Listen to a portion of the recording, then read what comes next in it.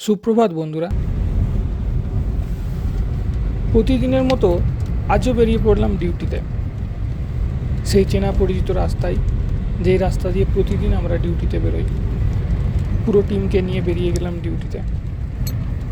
প্রচণ্ড ঠান্ডা পড়েছে এখানে, প্রায় 10 ডিগ্রি টেম্পারেচার এখন। এই ঠান্ডার মধ্যেও টিপটিপ বৃষ্টি পড়ছে।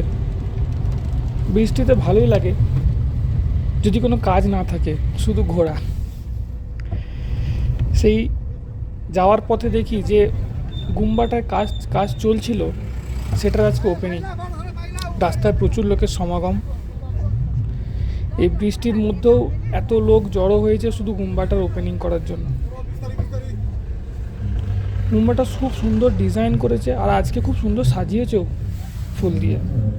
গুম্বার গায়ের নকশাগুলো খুব সুন্দর লাগে দেখতে। এইভাবেই চলছে আমাদের ডিউটি।